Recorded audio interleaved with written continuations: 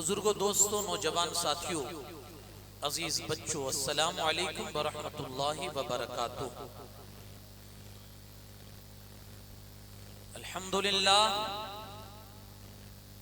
الحمدللہ رب العالمین والعاقبۃ للمتقین، والصلاة والسلام علی سید الانبیاء والمرسلین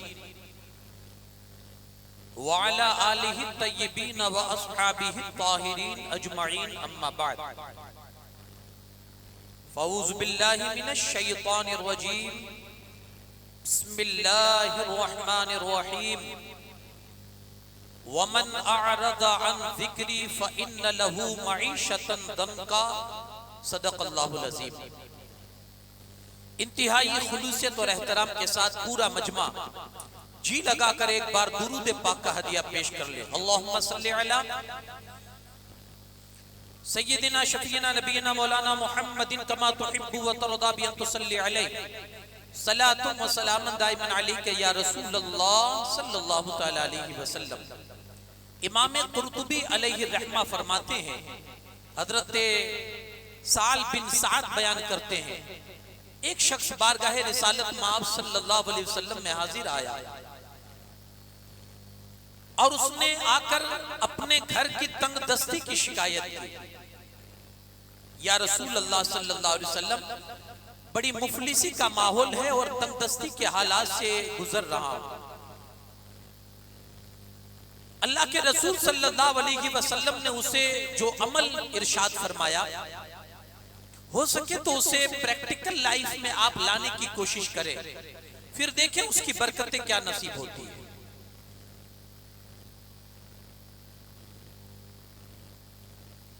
حضور علیہ السلام فرماتے ہیں کہ جب گھر میں کبھی بھی تیرا جانا ہو، گھر میں گھسنے سے پہلے سلام کر لیا، اور ایک مرتبہ سورہ اخلاص، ایک مرتبہ جس کو ہم قل هو اللہ احد شریف کہتے ہیں، کا ایک مرتبہ، بڑی چھوٹی سورت ہے، ہمارے یہاں بچوں کو یاد ہوتی ہے، کہ وہ ایک مرتبہ سورت گھر میں گھسا سلام کر، اور ایک مرتبہ سورہ اخلاص پڑھ لیا کر، پھر مجھے آ کر واپس بتانا کہ کیا ہوا۔ چند مہینوں کے بعد یا کچھ دنوں کے بعد وہ صحابی آئے، اللہ کے رسول صلی اللہ علیہ وسلم نے فرمایا کیا ہوا؟ عرض گزار ہوتے ہیں، یا رسول اللہ صلی اللہ علیہ وسلم، عمل میں نے کیا، مجھے تو فائدہ ہوا ہی ہوا، میرے جو پڑوس میں رہتے تھے اللہ نے اس عمل کی برکت سے انہیں بھی مالا مال کر دیا، مجھے تو فائدہ ہوا ہی ہوا۔ اللہ کے رسول صلی اللہ علیہ وسلم نے فرمایا دراصل بات یہ تھی کہ جب تو سلام کر کے گھر میں جاتا تھا تو جو رحمتیں اور برکتیں جو نازل ہوتی تھی اس کے چھیٹے آس پاس بھی پڑ جایا کرتے تھے، عمل تو کرتا تھا اور فائدہ تیرے پڑوسی اٹھایا کرتے تھے، تجھے تو ملتا ہی تھا۔ اس نے عرض کی یا رسول اللہ صلی اللہ علیہ وسلم، کبھی جب میں گھر میں جاتا ہوں تو کبھی ایسا بھی ہوتا ہے بعض اوقات کہ گھر میں کوئی نہیں ہوتا، تب میں سلام کس کو کروں؟ ہمیں بھی یہ شاید ہم اس وقت میں سلام نہیں کرتے، کسی کو نہیں کرتے کہ بھائی گھر میں کوئی ہے نہیں، کس کو سلام کیا جائے۔ اس بندے نے عرض کی یا رسول اللہ صلی اللہ علیہ وسلم، گھر میں کبھی کبھی جانا ہوتا ہے تو کوئی نہیں ہوتا، سلام کس کو کرے؟ تو پھر رہنے دیا کرے کیا؟ اللہ کے رسول صلی اللہ علیہ وسلم نے فرمایا جب کوئی نہ ہو گھر میں تو پھر اپنے نبی پر سلام بھیج دیا کر۔ جی لگا کر ایک بار اور درود پاک پڑھیں، اللہم صلی علی سیدنا شفیعنا نبینا و مولانا محمد کما تحب و ترضا بان تصلی علیہ، صلاۃ و سلام دائما علیک یا رسول اللہ صلی اللہ علیہ وسلم۔ آئیے کچھ نعت کے اشعار عرض کر کے پھر میں اپنی گفتگو کو آگے بڑھاؤں۔ اعلیٰ حضرت امام احمد رضا خان فاضل بریلوی بارگاہ رسالت میں اپنا یوں استغاثہ پیش کرتے ہیں کہ غم ہو گئے بے شمار آقا، بندہ تیرے نثار آقا، بگڑا جاتا ہے کھیل میرا، آقا آقا سوار آقا، ٹوٹی جاتی ہے پیٹھ میری، للہ یہ بوجھ اتار آقا، مجبور ہیں ہم تو فکر کیا ہے کہ تم کو تو ہے اختیار آقا، مجبور ہیں ہم تو فکر کیا ہے کہ تم کو تو ہے اختیار آقا، میں دور ہوں تم تو ہو پاس میرے، میں دور ہوں تم تو ہو پاس میرے، سن لو میری پکار آقا، سن لو میری پکار آقا، ہلکا ہے اگر ہمارا پلہ، بھاری ہے تیرا وقار آقا، ہلکا ہے ہمارا پلہ اگر بھاری ہے تیرا وقار آقا، مجھ سا کوئی غمزدہ نہ ہوگا، تم سا نہیں غمگسار آقا، تم سا نہیں غمگسار آقا، خزاں دے دے ایسی بہار آقا۔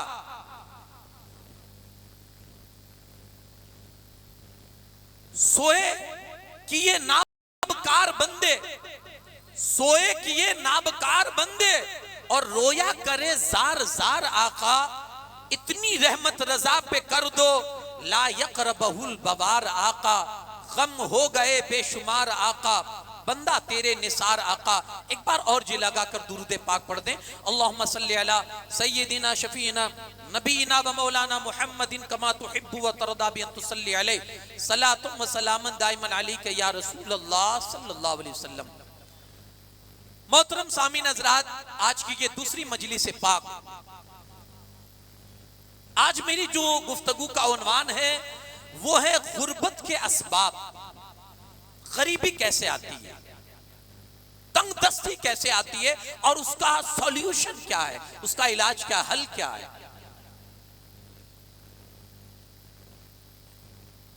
کیونکہ جہاں تک مجھے یاد پڑتا ہے، تقریباً 4-5 سال سے مسلسل آپ مجھے سن رہے ہیں، بہت سارے ٹاپک پر میری گفتگو ہو چکی ہے، اور اگر کوئی زیادہ بھی سننا چاہتا ہے تو یوٹیوب ہمارے پاس اویلیبل ہے، ہم اس میں بھی جا کر سن سکتے ہیں، کیونکہ یہ بیچارے کوئی بھی چیز چھوڑتے نہیں ہیں، یہ کیچ اپ کر رہے ہیں، تو اس میں ہے موجود۔ میں یہ مناسب سمجھتا ہوں کہ کچھ الگ الگ عنوانات پر آپ کی اصلاح کر کے آپ کو ایسی باتیں دوں کہ جس سے زندگی میں نکھار پیدا ہو۔ اور یہ ساری باتیں اگر آپ دیکھیں گے تو اگر ان باتوں کو امام عالی مقام والا جدی علیہ السلام سے اگر آپ دیکھیں تو یہ چیزیں بھی ان کے اندر پائی جاتی ہوگی۔ گھر کیسے چلایا جائے، کیونکہ ان کا اپنا بھی گھر تھا، اور جو جو چیزیں میں آپ کو آج بتاؤں گا شاید ان سے بھی آپ ان کی زندگی میں بھی وہ چیزیں پڑھ سکتے ہیں کہ انہوں نے ان راستوں میں اور ان باتوں میں ہماری کیا رہنمائی فرمائی ہے۔ تو گویا یہ ساری چیزیں امام علی مقام ہی سے لگتی ہے، آپ یہ کہہ لیجئے یہ عنوانات اور یہ جتنی بھی ٹاپک ہے وہ انہی سے لگتے ہیں۔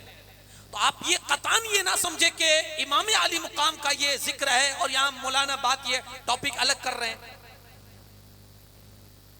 یہ قطعاً آپ نہ سمجھے۔ تو آج کی جو گفتگو میں دیکھیں، آدمی جو زندگی گزارتا ہے، آپ نے دیکھا ہوگا کہ قسم قسم کے مسائل اس کے ساتھ زندگی میں رہتے ہیں۔ کبھی کوئی اپنے کاروبار کو لے کر ٹینشن میں، کبھی آدمی اپنی اولاد کی وجہ سے ڈپریشن کا شکار ہو چکا ہے، کبھی آدمی اپنے گھریلو ناچاکیوں کی وجہ سے آدمی مضطرب رہتا ہے، کبھی آدمی اپنے رشتہ داروں کی وجہ سے بے چین و بے قرار رہتا ہے، کبھی آدمی اپنے گھر کے حالات اور گھر کی سچویشن کی وجہ سے آرام کی زندگی نہیں گزار سکتا ہے۔ یہ مسئلہ ہر کسی کے ساتھ لگتا ہے، اور کبھی آدمی تنگ دستی سے ناچار ہو جاتا ہے، تنگ دستی سے بیچارہ بے بس ہو جاتا ہے، اور اس قدر لاچار ہو جاتا ہے کہ پھر اس بندے کے لیے کوئی راستہ نہیں ہوتا۔ تو آپ نے دیکھا ہوگا کہ ایسے آئے دن واقعات بنتے ہیں، فلاں آدمی نے خودکشی کر لی، کیوں؟ تنگ دستی کی وجہ سے، حالات ناساز اس کے لیے برابر نہیں تھے، قرض اس پر اتنا بڑھ چکا تھا کہ لوگوں کی ڈیمانڈوں نے اسے جینے نہیں دیا، اور وہ مر جاتا ہے، خود کی موت مرتا ہے۔ اب یہ سارے مسائل میں جہاں یہ تنگ دستی کا جو مسئلہ ہے، یہ آدمی کے ساتھ زندگی میں جس کے ساتھ لگتا ہے پھر اس کا جینا محال کر دیتا ہے۔ تنگ دستی، غریبی، یہ بھی ایک جرم ہے آپ کہیے تو، اور خاص کر اس ماحول میں، ہم جس ماحول میں جی رہے ہیں اس میں تو غریب ہونا بھی ایک سمجھ لیجئے اپنے تئیں ایک گناہ ہے. آپ غریب کیوں ہیں؟ اب اگر کوئی تنگ دستی کا شکار ہے تو اس میں کسی اور کا جرم نہیں ہے. آدمی وہ جرم اپنے اندر تلاش کرے کہ کہیں نہ کہیں چل کے میرے اندر کوئی خامی ہے جس کی وجہ سے میں غربت کا سامنا کر رہا ہوں، میں تنگ دستی سے دو چار ہوں. کہیں نہ کہیں چل کے علاج آپ کو تلاش کرنا ہے. آپ کے غریب ہونے کے پیچھے کسی اور کا جرم نہیں ہے، کسی اور کا ہاتھ نہیں ہے. آپ خود اپنے آپ کو غریب کر رہے ہیں، اس لیے آپ غریب ہیں. اب غربت کے اسباب کیا ہے؟ پہلے میں آپ کو ایک ایک سبب گنا کر پھر اس کے بعد اس کا حل بھی آپ کو بتاتا چلا جاؤں گا. غربت کا سبب کیا ہے؟ آج ہمارے بھی جو آدمی جھلس رہے ہیں اس مصیبت کی وجہ سے، تنگ دستی کی وجہ سے، مفلسی کی وجہ سے. حالانکہ اس سے پناہ مانگنے کا بھی حکم دیا ہے. غریبی سے، مفلسی سے، تنگ دستی سے پناہ مانگنے کا بھی حکم دیا گیا ہے کہ اس سے پناہ مانگو. اللہ کسی کو تنگ دست نہ بنائے، اللہ کسی کو مفلس نہ بنائے. ہمیشہ اپنے رب کے حضور جب بھی حاضری ہو تو یہ دعا بھی کر لیا کرے، مولا کسی کا محتاج یا تنگ دست نہ بنا، مفلس نہ بنا، بلکہ زندگی ایسی گزارنے کی توفیق عطا فرما. تو بھی راضی ہو، تیرا مصطفیٰ بھی راضی ہو. ایک ایک چیز میں نے جو آیت کریمہ آپ کے سامنے پڑھی، اللہ کریم فرماتا ہے وَمَنْ آرَزَ عَنْ ذِکْرِی، جو میرے ذکر سے منہ موڑے گا، جو میری یاد سے منہ موڑے گا، اللہ کریم فرماتا ہے ہم اس کو تنگی کی زندگی میں ڈال دیں گے، مفلس بنا دیں گے اس کو، جو ہمارے ذکر سے منہ موڑے گا. پہلی چیز غریبی لانے والی گھر کے اندر سب سے پہلی چیز اگر کوئی ہے وہ کیا ہے؟ اللہ کو یاد نہ کرنا. اللہ کو یاد نہ کرنا پہلی چیز. اب ہم ذرا سروے لگائیں اپنی زندگی کا اور اپنی زندگی میں جھانک کر دیکھیں. 1 منٹ پہلے یاد کیا تھا اللہ کو؟ 1 گھنٹے پہلے یاد کیا ہے؟ 1 دن پہلے یاد کیا تھا؟ 1 سال پہلے یاد کیا تھا؟ جس دن اللہ کو یاد کیا ہے ہم نے اپنی لائف میں، جانتے ہمیں اللہ کب یاد آتا ہے؟ جب بارش زیادہ برس جائے، لوگوں کے گھروں کو تہس نہس کر ڈالے، جب زمین ہمارے گناہوں کے بوجھ تلے ہمیں لرزائے اور اس میں زلزلے برپا ہو جائیں، تب ہمیں خدا یاد آتا ہے. جب ہماری نظروں کے سامنے قدرتی عذاب کے تحت ہماری اولاد ہماری نظروں کے سامنے مر رہی ہو، تب ہمیں خدا یاد آتا ہے. جب ایک سماج لیول پر قدرتی آفت کے ذریعے کوئی بیماری اٹیک کرے اور حملہ کرے اور لوگوں کے پاس اس کا کوئی علاج نہ ہو، تب ہمیں خدا یاد آتا ہے. ورنہ ویسے نارمل وقت میں اور ویسے کسی سمے میں ہمیں خدا یاد نہیں آتا. کہا غریبی گھر میں آنے کا سب سے بڑا سبب یہ ہے کہ ہم اپنے خدا کو بھول جاتے ہیں. ہم اپنے خدا کو بھول جاتے ہیں. ایک صحابی حضور علیہ الصلوۃ والسلام کی بارگاہ میں آئے، یا رسول اللہ صلی اللہ علیہ وسلم نصیحت کچھ فرمائے، زندگی کا کیا بھروسہ، آج ہے کل نہیں ہے، حضور کچھ نصیحت فرما دیں. جانتے ہو میرے مصطفیٰ کریم صلی اللہ علیہ وسلم نے کیا نصیحت فرمائی؟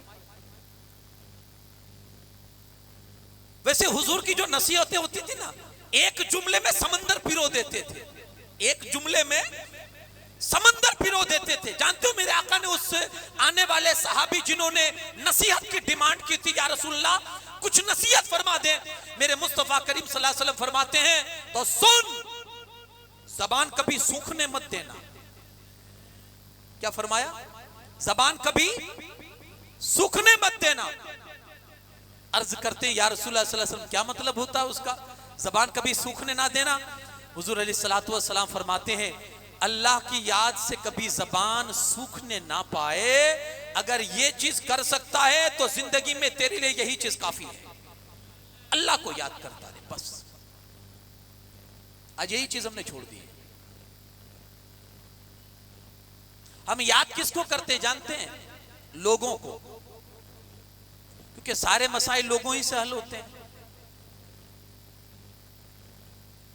تنگ دستی کے ماحول سے دو چار ہوئے, لوگوں کا دروازہ کھٹکھٹایا, مل گیا تو ہم نے سمجھا یہی کام آنے والے ہمارے.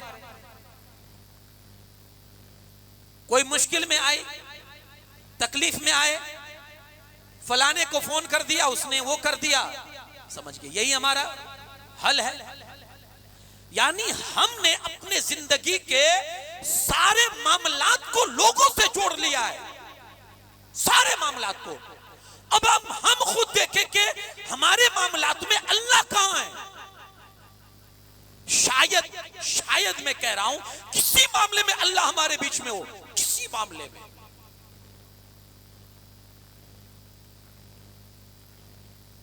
اب تو جو دینی احکامات بھی ہے نا, اس میں بھی ہم نے اللہ کو نکال دیا. اب ہم ہی سب سولوشن کرتے. آپ نے کئی گھر ایسے دیکھے ہوں گے, میاں بیوی میں جھگڑا ہوا, 3 طلاق دے دی شوہر نے, ادھر پنچایت بیٹھتی ہے, دونوں میں سمادھان کرا دیتی. ارے بھائی وہ 3 طلاق دے چکا ہے, یہاں سمادھان کی کون سی بات ہے؟ یا آپ سمادھان سے چلاؤ گے اس کو؟ اللہ رسول کا قانون کوئی ہے ہی نہیں آپ کے نزدیک.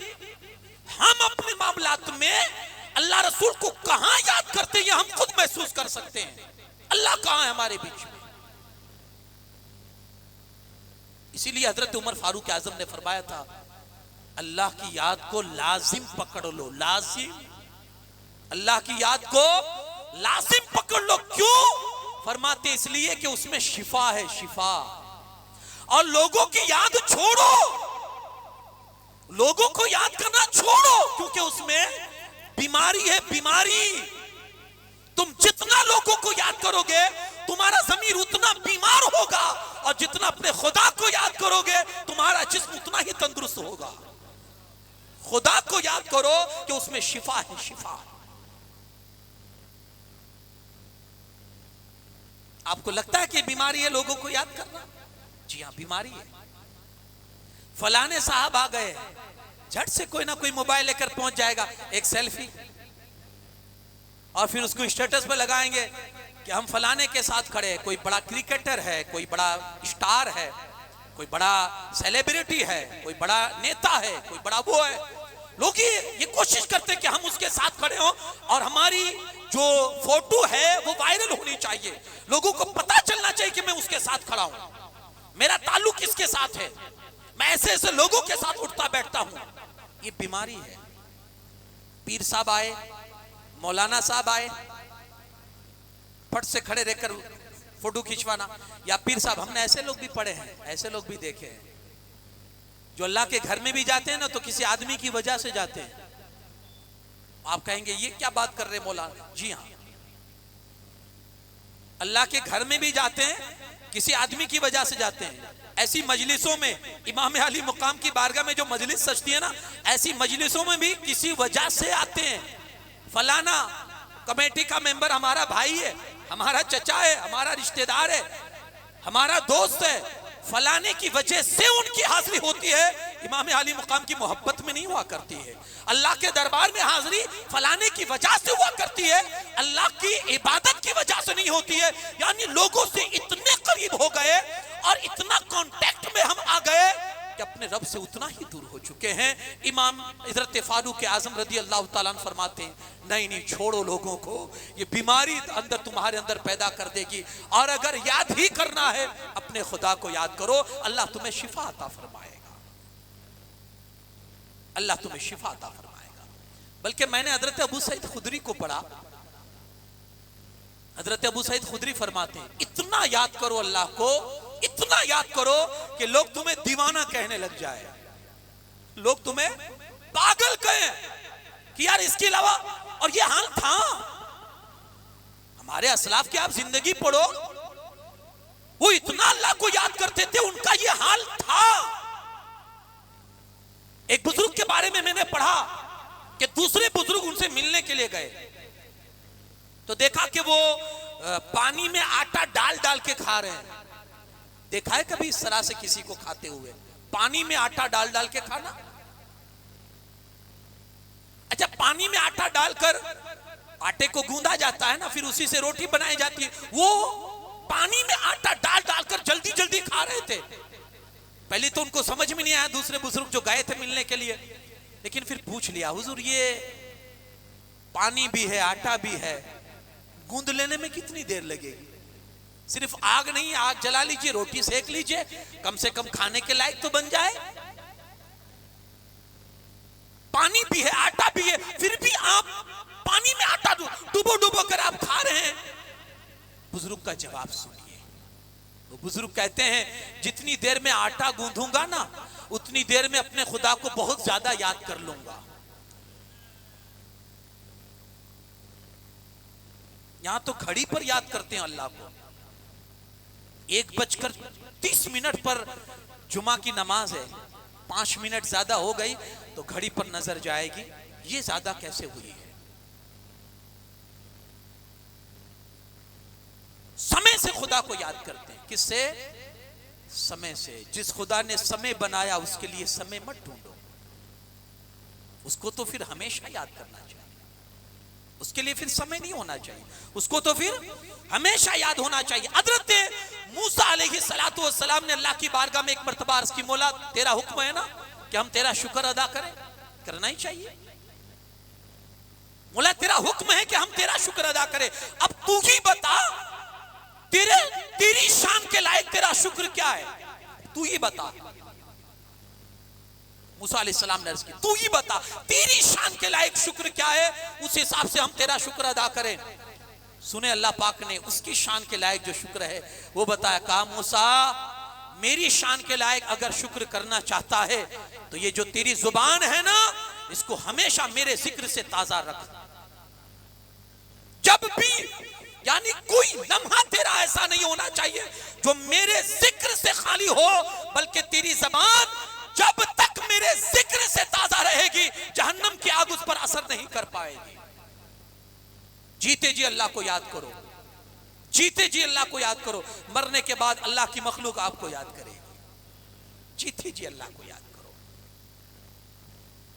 کتنا یاد کیا تھا آپ پڑھے نا امام علی مقام کی زندگی، سیدہ طیبہ طاہرہ زاہدہ حضرت سیدہ فاطمہ زہرا سلام اللہ علیہا کی زندگی، راتیں ختم ہوتی تھی مصلی پر اتنا خدا کو یاد کرتے تھے، اور جب بات آئے گی امام الشہداء سید الشہداء امام حسین پاک کی تو جس نے خدا کو نیزے کے اوپر بلند ہو کر بھی یاد کیا تھا اس کا اثر یہ ہوا آج 1400 سال بیت چکے ہیں، زمانہ آج بھی ان کے نام کے نعرے بلند کر رہا ہے، اس لیے کہ انہوں نے جیتے جی خدا کو یاد کیا۔ اللہ نے مرنے کے بعد بھی، ان کے وصال کے بعد بھی، ان کی شہادت کے بعد بھی اللہ نے ان کے نام کو زندہ اور تابندہ بنا دیا۔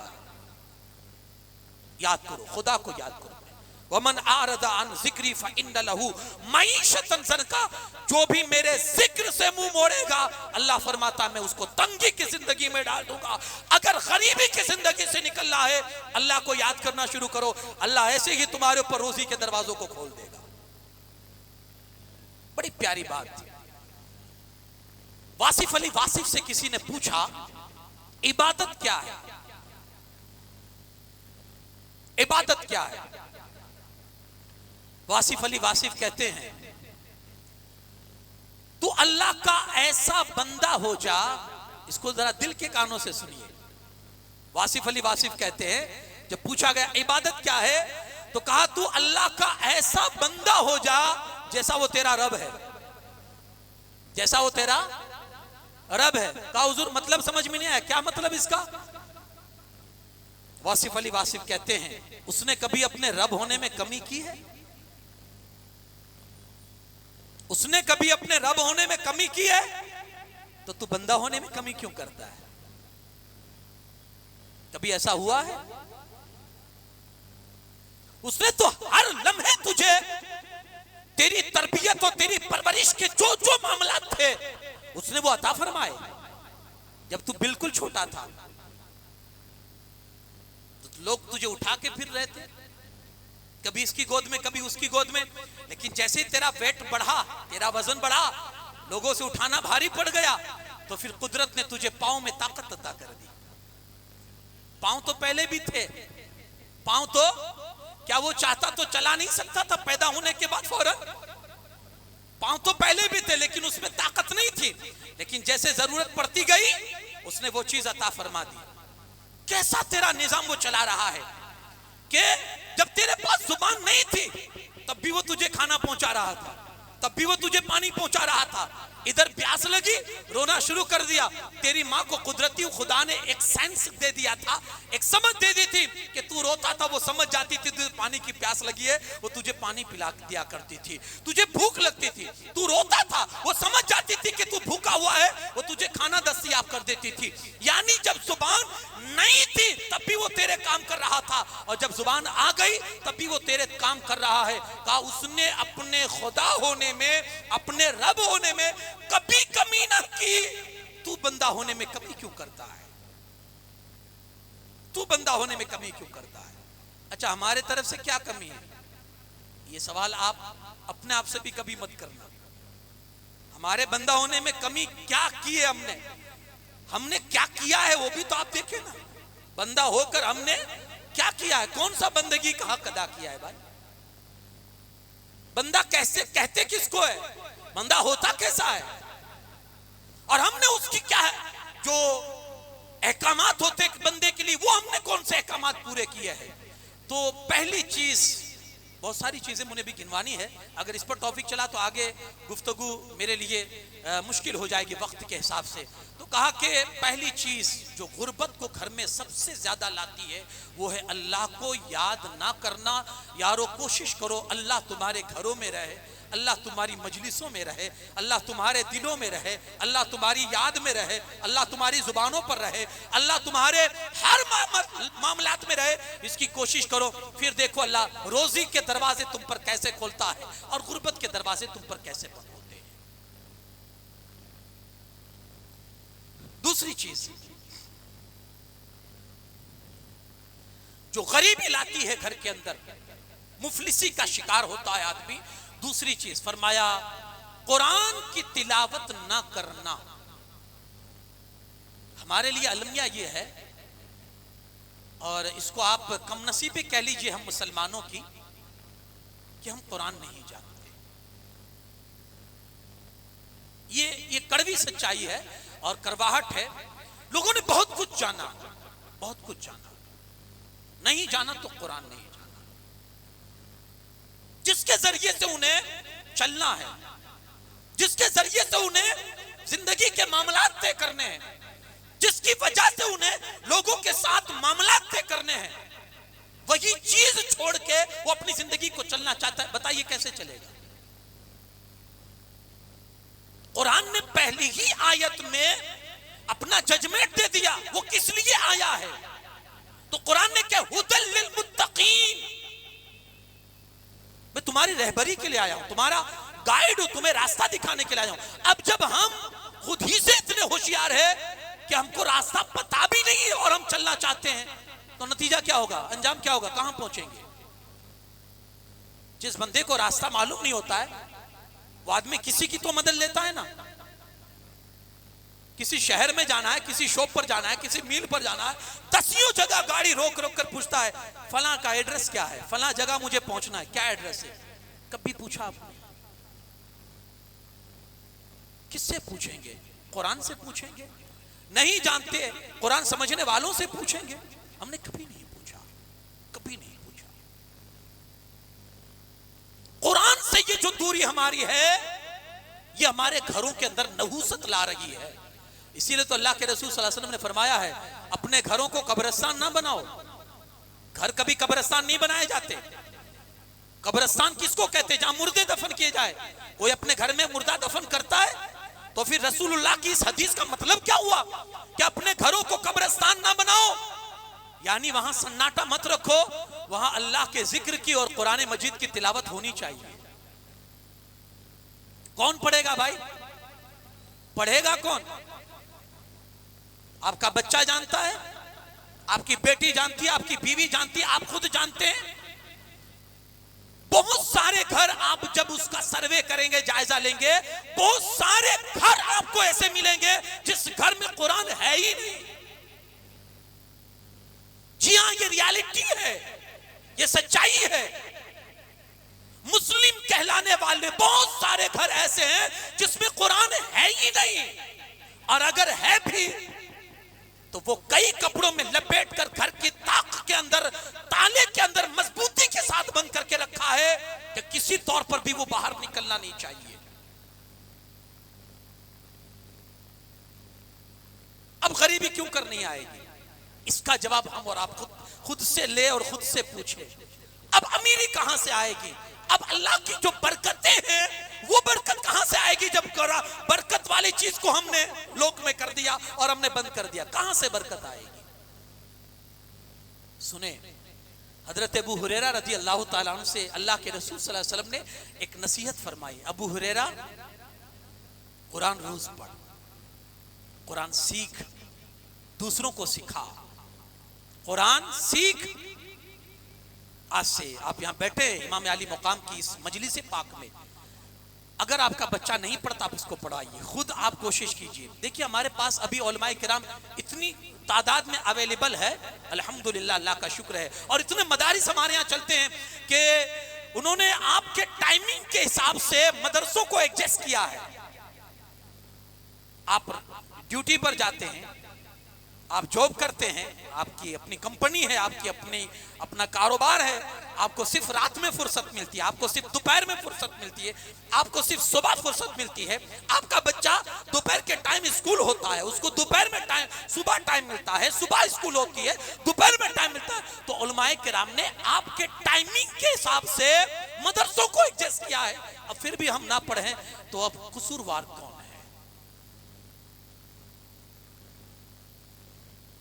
کم سے کم قرآن سے ملاقات تو کروا دو اپنی اولاد کو، کیا ہے؟ کم سے کم ملاقات تو کروا دو۔ ہماری قوم کا بچہ کم سے کم اللہ کی اتنی تعریف تو کر سکے، الحمدللہ رب العالمین۔ اگر اس درجے پر بھی ہمارا بچہ زبان سے اللہ کی تعریف ادا نہ کر سکے تو یارو پھر افسوس ہے ہمارے مسلمان ہونے پر، افسوس ہے ہمارے مسلمان ہونے پر۔ ابو ہریرہ سیکھ اور سکھا، کیا قرآن، رسول اللہ کہہ رہے ہیں صلی اللہ علیہ وسلم، قرآن سیکھ اور سکھا اور اسی روش پر مرتے دم تک رہ۔ کیا فرمایا؟ اسی روش پر مرتے دم تک رہ۔ یا رسول اللہ پھل کیا ملے گا؟ نتیجہ کیا ملے گا؟ بدلہ کیا ملے گا؟ میرے مصطفیٰ کریم صلی اللہ علیہ وسلم فرماتے ہیں جب مر جائے گا نا، فرشتے تیری قبر پر اتنے آئیں گے جیسے مسلمان حج کرنے جاتے ہیں۔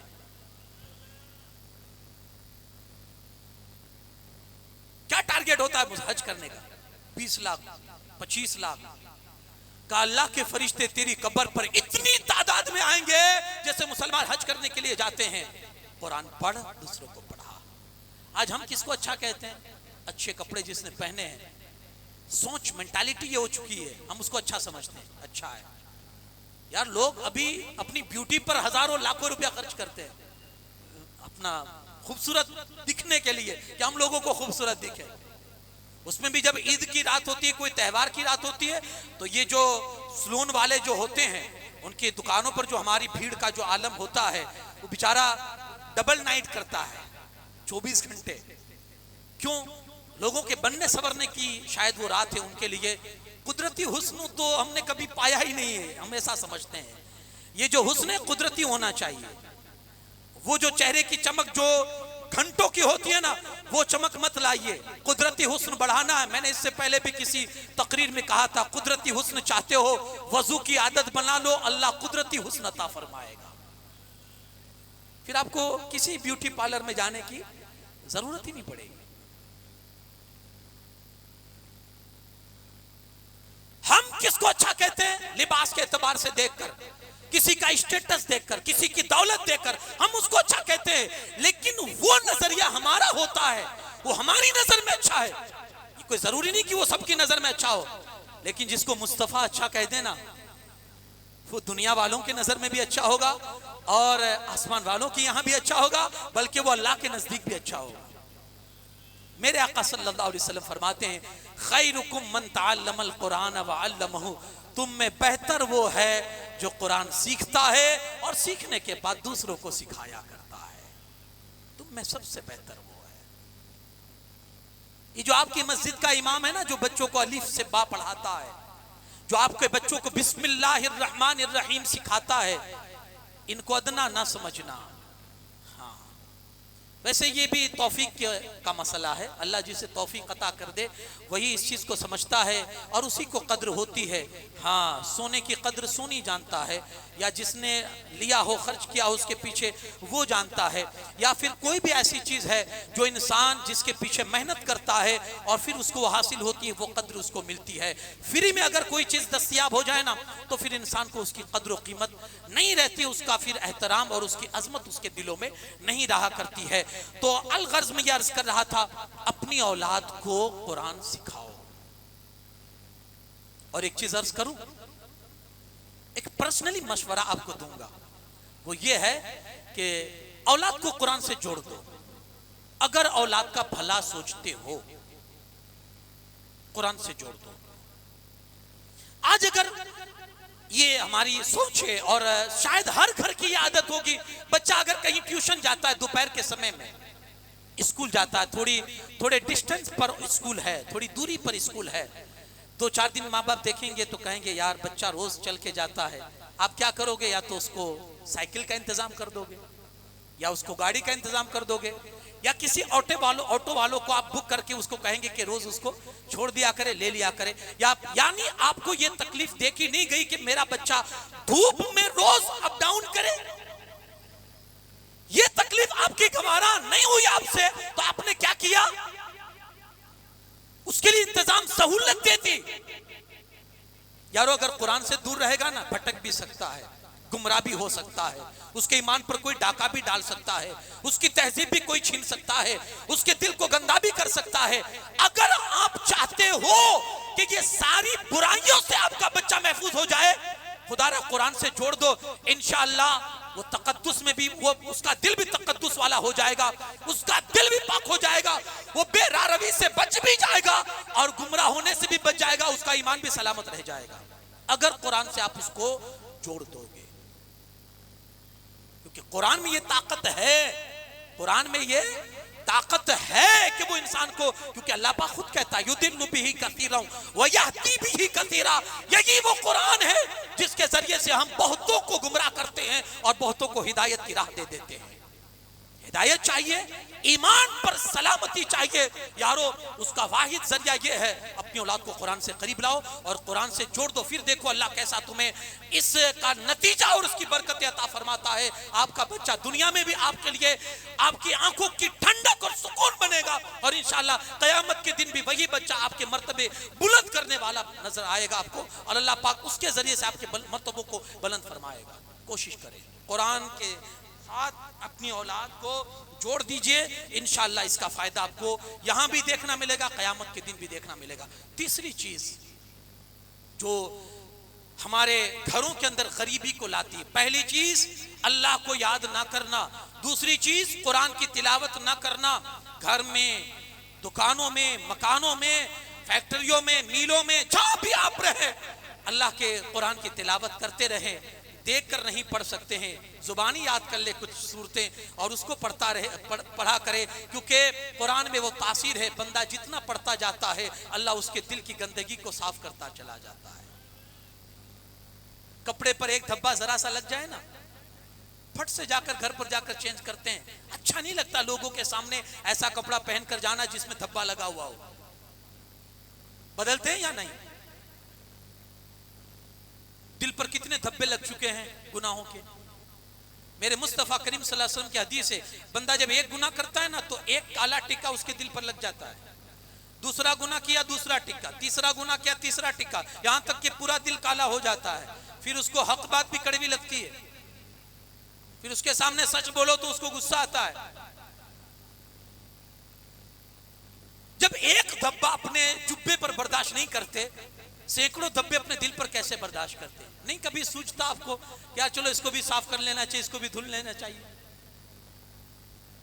اللہ کے رسول صلی اللہ علیہ وسلم نے فرمایا عبداللہ ابن عمر سے، اے عبداللہ یہ جو دل ہے نا، دل یہ سیاہ ہوتا رہتا ہے، اس میں بھی کالا پن لگتا ہے، یہ بھی کالا ہو جاتا ہے۔ یا رسول اللہ جب ہمارا دل کالا ہو جائے ہمیں صاف کیسے کرنا چاہیے، اس کی صفائی کا طریقہ کیا ہے؟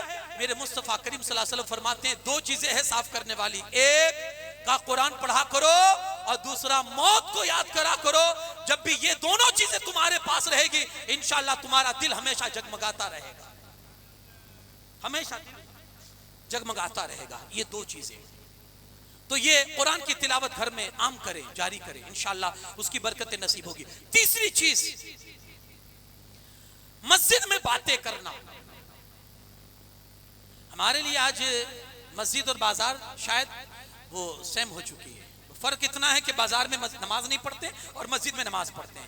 باقی تو ساری چیزیں جو بازار کی ہے نا وہ وہاں بھی ہوتی ہے, مسجد میں بھی ہوتی ہے. چلا چلا کر باتیں کرنا, گپے مارنا, شور کرنا, بھاگنا دوڑنا, لڑائیاں کرنا. ہم نے مسجد میں گالیاں دیتے ہوئے بھی لوگوں کو سنا ہے.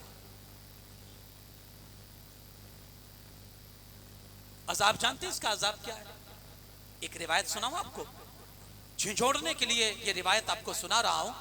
نبی پاک صلی اللہ علیہ وسلم سے یہ مروی ہے. فرمایا, یہ روایت جو ہے غالباً فرمایا کہ جو غیبت کرتے ہیں اور جو مسجد میں دنیا کی باتیں کرتے ہیں, لوگوں کی غیبت کرتے ہیں اور مسجد میں دنیا کی باتیں کرتے ہیں, فرمایا روایت میں اللہ ان کے منہ میں ایسی بدبو پیدا کر دیتا ہے کہ جس بدبو کی شکایت فرشتے اللہ کی بارگاہ میں کرتے ہیں. مولا اس کے منہ سے بدبو کیسے آ رہی ہے؟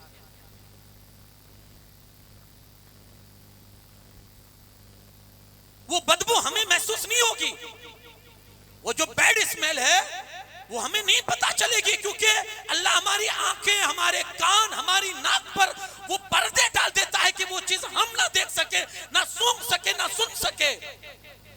لیکن فرشتے تو اس چیز سے پاک ہے, وہ سونگ لیتے ہیں اس بدبو کو جو مسجد میں بات کرنے کی وجہ سے پیدا ہوئی ہے. خدا رب بچو ایسی چیز سے. اللہ کے رسول صلی اللہ علیہ وسلم نے فرمایا ایک زمانہ قرب قیامت میں, جب قیامت نزدیک ہوگی, ایک زمانہ ایسا آئے گا کہ لوگ مسجد میں دنیا کی باتیں کریں گے. جب تم مسجد میں جاؤ اور ایسے جماعت کو دیکھو, ایسے لوگوں کو دیکھو, ایسے لوگوں کے پاس ہرگز مت بیٹھنا, کیونکہ اللہ کو ایسے لوگوں کا کوئی کام نہیں ہے. اللہ کو کام نہیں ہے مطلب کیا ہوتا ہے؟ مطلب یہ اللہ ان پر کرم نہیں فرمائے گا. اگر اللہ کا کرم چاہیے اس کے گھر میں جا کر, اگر کرم چاہیے ان لوگوں سے ہٹ کر بیٹھنا, کیونکہ اللہ ایسے لوگوں پر کرم نہیں کرتا ہے جو اس کی مسجد میں آ کر, اس کے گھر میں آ کر دوسروں کی باتیں کیا کرتے ہیں. اچھا میں آپ کو اپنے گھر بلاؤں یا آپ کسی بڑے آدمی کے گھر پہ جاؤ, بڑے آدمی کے گھر پر جو عہدے دار ہے یا بادشاہ ہے, چلو بادشاہ ہے, اس کے گھر پر آپ گئے, وہ آپ کے سامنے متوجہ ہے, آپ سے بات کرنا چاہتا ہے. اسی درمیان میں آپ کسی دوسرے سے بات کرنے لگو. وہ آپ کے سامنے بیٹھا ہوا ہے, وہ آپ سے بات کرنا چاہتا ہے, اس کا چہرہ بھی آپ کی طرف ہے, لیکن آپ نے کیا کیا؟ آپ دوسرے سے, بتائیے اس کو غصہ آئے گا؟ وہ ناراض ہوگا کہ میرے پاس بیٹھ کر یہ جو ہے وہ مجھ سے بھی زیادہ اہم ہے, یہ جو ہے جو تیرے پاس بیٹھا ہے یہ مجھ سے زیادہ قیمتی ہے کہ تم مجھے چھوڑ کر اس سے بات کر رہا ہے. آپ اللہ کے گھر میں بیٹھے ہو, اس سے بھی بڑا کوئی قیمتی ہے آپ کے لیے جو آپ اس کو چھوڑ کر لوگوں سے بات کر رہے ہیں. عادت بنائیے. اگر آپ کی یہ پرانی عادت ہو چکی ہے کہ آپ کو مسجد میں جا کر شیطان ورغلاتا ہے, آپ کو وسوسے ڈالتا ہے, آپ کو بہکاتا ہے کہ آپ کسی سے بات کریں, جلدی سے نماز پڑھیں, باہر نکلیں. یہ اللہ کا گھر ہے, اس کی عظمت ہم اور آپ کیا جانے. ایک بڑی پیاری حدیث مجھے یاد آئی. اللہ کے رسول صلی اللہ علیہ وسلم فرماتے ہیں جس بندے کو بار بار مسجد میں آتا جاتا دیکھو, کیا فرماتے ہیں؟ ہاں یار عادت بناؤ. حضور فرماتے ہیں جس کو بار بار مسجد میں آتا جاتا دیکھو نا, اس کے ایمان کی گواہی دے ڈالو, اس کے ایمان کی گواہی دے دو کہ یہ مومن ہے, کیونکہ وہ اللہ کے گھر میں آتا جاتا ہے. تو صرف آنے جانے پر ایمان کی گواہی ہے, تو جو جا کر مسجد میں نماز ادا کرتا ہے اس کے ایمان کے مرتبے کا کیا پوچھنا. اللہ اکبر, اس کے ایمان کے مرتبے کا کیا پوچھنا جو اللہ کے گھر میں نماز ادا کرنے کے لیے جاتا ہے, عبادت کے لیے جاتا ہے, ذکر کے لیے جاتا ہے. تو ایک چیز, اگر اپنے گھر کی غریبی کو دور کرنا چاہتے ہیں, مفلسی کو دور کرنا چاہتے ہیں, ایک عمل شروع کر دو. مسجد میں جائیں گے دنیاوی باتیں نہ کریں گے، اللہ کی عبادت کریں گے اور پھر باہر نکلیں گے اگر یہ عمل آپ کے پاس ہے. اور جانے کی عادت بھی زیادہ کریں، مسجد میں جانے کی. دنیا کی بہترین جگہ میں سے اگر کوئی بہترین جگہ ہے، رسول پاک فرماتے ہیں وہ اللہ کا گھر مسجد ہے. بلکہ ایک واقعہ مجھے یاد آیا بابا فرید کا. آیا ایک بندہ، حضور دل بڑا سخت ہو چکا ہے. کبھی یہ بھی آپ جیسے ٹیسٹ کراتے ہیں نا لیبورٹری میں جا کر، کبھی ٹیسٹ کراتے ہیں نا، وہ کولیسٹرول کتنا ہے، چربی کی ماترا کتنی ہے، بلڈ کی ماترا کتنی ہے، شوگر کے اگر پیشنٹ ہے اللہ نہ کرے تو پھر وہ شوگر کا لیول کیا ہے آپ چیک کراتے رہتے ہیں. تھیلیسیمیا ہے، تھائیروڈ ہے، آپ 6 ماہ پر، 2 ماہ پر، 3 ماہ پر آپ وہ جو ریگولر ٹیسٹ ہوتے ہیں وہ کرواتے ہیں. کبھی یہ بھی اپنے آپ سے ٹیسٹ کروائیں کہ یہ دل سخت ہے یا نرم ہے. اس کا ٹیسٹ کیا ہے معلوم ہے؟ کسی سے حق بات سن کے دیکھیں، غصہ آئے تو سمجھ لینا کہ سخت ہو چکا ہے. اچھی بات لوگوں کی اچھی نہ لگے، غصہ آ جائے. کوئی حق بول رہا ہے، آپ کی کوئی اصلاح کر رہا ہے کہ بھائی ایسے نہیں کرتے، آپ ظلم کر رہے ہو کسی پر، کسی نے آپ کو ٹوک دیا، آپ کو اور غصہ آیا، تو مجھے ٹوک رہا ہے، سمجھ لو دل سخت ہے. گاڑی لے کر کہیں جا رہے ہیں، غلطی آپ کی ہے، گاڑی آپ نے ٹھوک دی، ایک تو چوری، اوپر سے سینہ زوری. گاڑی آپ نے ٹھوکی، غلطی آپ کی ہے، اس پر بھی آپ اس پر چڑھ بیٹھو، دیکھتا نہیں اندھا ہے. سمجھ لینا دل سخت ہے. یہ سب نشانیاں ہیں، یہ سب ٹیسٹ ہے. یہ آپ کو کوئی لیبورٹری والا نہیں بتائے گا، یہ آپ کو آپ کا کلچر بتائے گا، یہ آپ کو عادتیں بتائیں گی کہ میرا دل سخت ہے یا نہیں. اللہ کے گھر میں دل نہ لگے، رسول اللہ کی باتیں سننے کو دل نہ کرے، قرآن پڑھنے کو دل نہ کرے. ماں باپ کا چہرہ دیکھنا عبادت ہے، دیکھنے کا من نہ کرے. درود پاک پڑھنا برکت کا ذریعہ ہے، درود پڑھنے میں دل نہ لگے. یہ ساری ٹیسٹ ہے، یہ دل کے ٹیسٹ ہے. یہ کوئی لیبورٹری والا آپ کو نہیں بتائے گا، لیکن آپ خود سے یہ ٹیسٹ کر سکتے ہیں. لہٰذا اس کو بھی اپنے روٹین میں لائیں اور کبھی کبھی یہ بھی ٹیسٹ کر لیا کرے دل سخت ہے یا نرم ہے، کیونکہ اسی سے آدمی بنتا ہے، بگڑتا ہے، سنورتا ہے، پھٹکتا ہے. تو یہ بھی کر لیا کرے، اس کا فائدہ یہ ہوگا کہ ہمیشہ آپ راہ مستقیم پر رہیں گے، سیدھے راستے پر اپنے آپ کو رکھیں گے. یہ بھی کر لیا کرے. آیا حضور دل سخت ہو چکا ہے، کوئی علاج بتائیں. اللہ کی حضرت بابا فرید الدین گنج شکر فرماتے ہیں گھر سے جھاڑو لے کر آ. پہلے تو سمجھا کہ شاید بابا مذاق کر رہے ہیں. بھائی جھاڑو سے مکان صاف ہوتا ہے، دکان صاف ہوتی، زمین صاف ہوتی، دل تھوڑی صاف ہوگا. تو دل ہی دل میں پہلے سوچا کہ شاید بابا مذاق کر رہے ہیں، لیکن وہ جلال کی وجہ سے اور بابا کے روب کی وجہ سے کچھ بول نہیں سکا. چلا گیا، گھر گیا، جھاڑو لے کر آیا. بابا یہ جھاڑو لے کر آیا ہوں. بابا نے فرمایا اب جا، راستے میں نکل، جہاں اللہ کا گھر مسجد آئے نا جا کر جھاڑو لگا دے. اگر اللہ کے گھر میں تو مسجد میں جھاڑو لگائے گا، ادھر اللہ تیرے دل کو صاف کرتا چلا جائے گا. ہاتھ اٹھاؤں؟ نہیں اٹھواؤں گا. کبھی اللہ کے گھر میں جھاڑو لگائیے. دل صاف کرنا ہو اللہ کے گھر میں کبھی جھاڑو لگا دیا کرے. ہاں، اس سے دل صاف ہو جاتا ہے. وہاں آپ اپنا اسٹیٹس مت دیکھیے گا، میں کون ہوں، ہاں میں کون ہوں. نہیں، اگرچہ آپ مسجد کے ٹرسٹی ہیں، کبھی حوض بھی صاف کر دیا کرے. جتنی زیادہ سختی ہو نا دل میں، اتنا زیادہ کام مسجد میں کرے، اتنا سخت کام مسجد میں کرے. جھاڑو لگانا آسان ہے، چٹائی صاف کرنا آسان ہے، لیکن حوض کو صاف کرنا تھوڑا مشکل ہے نا. تو یہ کہتے ہیں نا ڈاکٹر کے پاس جب آپ جائیے، جیسی بیماری سخت ہوتی ہے وہ ڈوز بھی اتنا ہائی دیتا ہے. 500 mg کی دوائی ڈوز، 500 میں کام نہ چلے تھوڑا اور بڑھاتا ہے، وہ پاور 2 ٹیبلٹ کرتا ہے. کیوں؟ بیماری سخت ہے. دل جب زیادہ سخت ہو نا اور بالکل کالا ہو چکا ہو، کوئی چیز اثر ہی نہ کرتی ہو، تو پھر حوض صاف کرے، حوض کی نالی صاف کرے. ہاں یہ میں آپ کو یہ قدرتی علاج بتا رہا ہوں، دل کو نرم کرنے کا، دل کو صاف کرنے کا اور دل کو پاک کرنے کا۔ ہاں یارو، جتنا دل سخت ہوگا یقین مانیے سچے دل سے اگر یہ کام کریں گے اللہ تمہارے دل کی ساری سختی کو دور فرما دے گا۔ مسجد میں باتیں کرنا یہ گھر کے اندر غریبی لاتا ہے، اسے آپ نوٹ کیجئے۔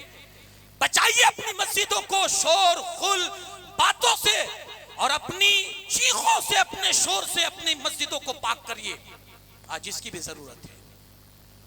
کوئی ایسا قدم نہ اٹھائیں جہاں لوگوں کی شور شرابے کی جہاں امید ہو کہ لوگ شور شرابہ کریں گے یا لوگ باتیں کریں گے، ایسا کوئی قدم آپ نہ اٹھائیں۔ یہ چوتھی چیز، نماز میں سستی کرنا۔ جی ہاں، یہ بھی گھر میں تنگ دستی لاتا ہے، مفلسی لاتا ہے۔ تو اس میں تو ہم شاید 100% پورے اگر دیکھنے جائیں، ہمارے بڑے بزرگ ہیں جو ریٹائرڈ ہو چکے ہیں، وہ مسجدوں کی زینت ابھی تو ہوتے ہیں، ورنہ بہت کم مسجدوں میں آپ کو نوجوان کی صفیں نظر آتی ہوگی۔ بہت مبارک ہوگی وہ مسجد یا بہت مبارک ہوگا وہ شہر جس میں نوجوان اپنی مسجدوں کو آباد کرتے ہیں، لیکن یارو اپنے محلے کی مسجدوں کو، اپنے گاؤں کی مسجدوں کو آباد کرو۔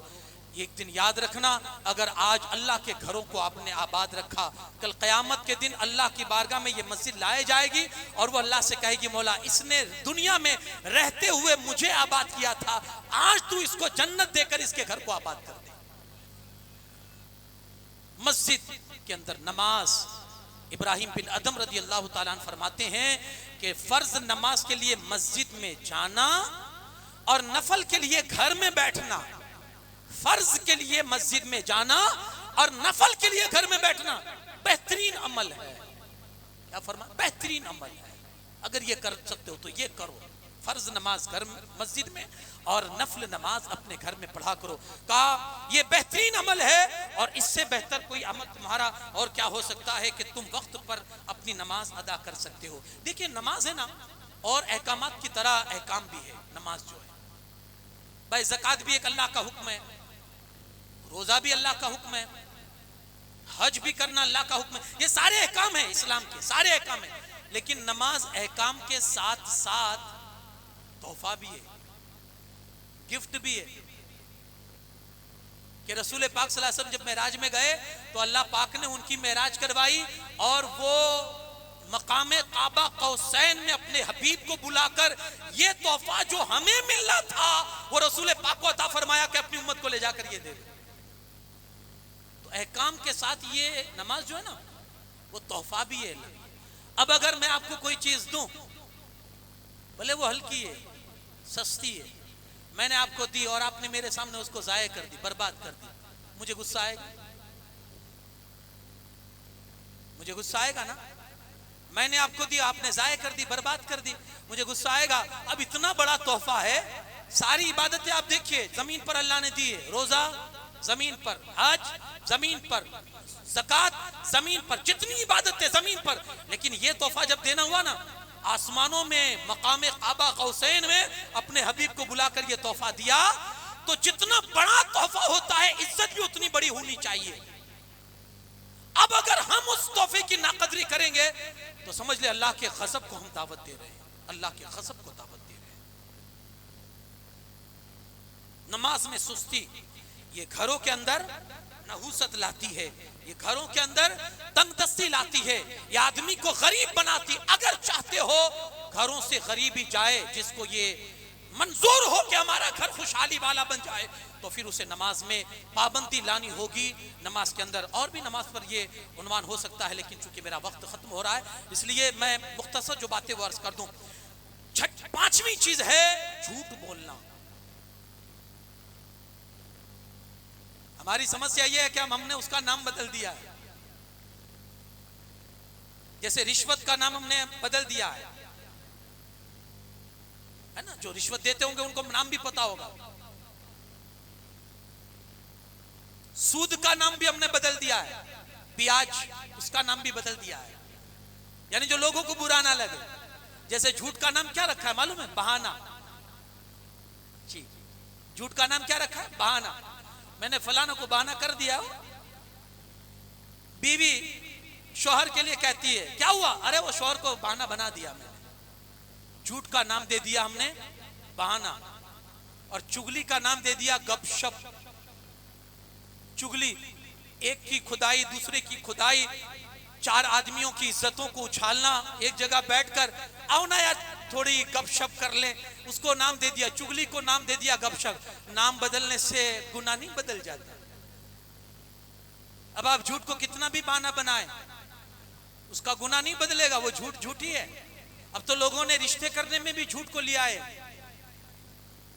جھوٹی شان و شوکت دکھانے کے لیے جلدی سے لڑکے کا رشتہ ہو جائے۔ خود کا مکان ہے، ایک مکان تو کرائے پر دیا ہوا ہے، ایک مکان تو بند پڑا ہوا ہے، 2 دکانیں فلاں مارکیٹ میں ہیں، 2 دکانیں فلاں شو روم میں ہیں۔ اللہ کے کرم سے بڑا اچھا کاروبار ہے، 10 لاکھ وہاں انویسٹ کیے، 25 لاکھ وہاں انویسٹ کیے، یعنی جھوٹی نمائش، جھوٹا دکھاوا، کس لیے؟ تاکہ وہ جھٹ سے اپنی لڑکی دے دے، کیونکہ آج رشتے دولت کی بنیاد پر ہوتے ہیں نا، سماج ہی ایسا ہو گیا ہے، مینٹالٹی ایسی بن چکی ہے۔ اب پھر جب بات بگڑتی ہے، شادی ہو جاتی ہے، نبھاؤ نہیں ہوا، ادھر سے طلاق ہوئی، گھر پہ لڑکی آئی، کیا ہوا بھائی تیری بچی کا؟ ہاں یار طلاق دے دی، بڑے دنیا دار ہے، پکے دنیا دار ہے، دولت کی وجہ سے طلاق دی ہے، دولت کی وجہ سے طلاق دے دیے، یہ ہے وہ ہے۔ تو نے شادی بھی تو دولت کی بنیاد پر کی تھی نا، تو نے جھوٹ کو اگر شامل نہ کیا ہوتا تو یہ طلاق کی نوبت ہی نہ آتی۔ 2 شبدوں میں میرے مصطفیٰ نے پوری زندگی کی حقیقت سمجھا دی، 2 شبدوں میں۔ حدیث پاک سنیے اور دل کے اندر ایمان کو تازہ کریے۔ میرے مصطفیٰ صلی اللہ علیہ وسلم فرماتے الصدق ینجو والکذب یہلک۔ 2 جملوں میں پوری زندگی کی میرے مصطفیٰ نے پوری زندگی کی باتیں سمجھا دی۔ میرے آقا فرماتے ہیں سچائی میں نجات ہے، نجات، جتنا سچ بولو گے اللہ اتنی تمہیں نجات عطا کرے گا، اللہ اتنے تمہارے گھر بسائے گا، اور جتنا جھوٹ بولو گے اللہ اتنا ہی تمہیں برباد کرے گا۔ کہا سچ میں نجات ہے، جھوٹ میں بربادی ہے۔ گھر تو ہم برباد کرتے ہیں نا، گھر تو ہم برباد کرتے ہیں۔ جھوٹ سے پرہیز، یہ چیز اپنی زندگی میں لائیے، انشاءاللہ۔ آج لوگ کاروبار کے حساب سے، دوستوں احباب کے حساب سے، گروپ کے حساب سے اتنا جھوٹ بولتے ہیں کہ جھوٹ کی نحوست، آپ جانتے ہیں نا کہ ایک جھوٹ سے آدمی کے منہ میں اتنی بدبو پیدا ہوتی ہے، اللہ کے فرشتے اس انسان کے قریب نہیں آتے۔ جب اللہ کے فرشتے قریب نہیں آئیں گے، آپ کو اندیکھی مخلوق کے تکلیف سے بچائے گا کون؟ آپ مجھے جواب دیجیے۔ جس کو آپ دیکھ نہیں سکتے ہو، وہ اگر آپ کو تکلیف دینا چاہیں، اللہ کے فرشتے آپ کے قریب نہیں آتے کیونکہ آپ کے منہ سے بدبو آ رہی ہے، تو ان اندیکھی مخلوق سے آپ کو کون بچائے گا؟ تو یار سپورٹ کے لیے فرشتوں کو تو قریب رکھیے، اپنے ساتھ رکھیے، اور اس کا ایک ذریعہ ہے کہ آپ جھوٹ بولنا بند کر دیجئے، انشاءاللہ فرشتے ہمیشہ آپ کے ساتھ رہیں گے، آپ کی سیفٹی میں رہیں گے، آپ کے گارڈ کی حیثیت سے رہیں گے، آپ کے حفاظت کرنے والے بن کے رہیں گے۔ چھٹی چیز میرے مصطفیٰ کریم صلی اللہ علیہ وسلم فرماتے صدقہ کرنا کبھی مت چھوڑنا۔ صدقہ نہ کرنے سے گھر میں کیا آتی ہے؟ غریبی آتی ہے، غریبی۔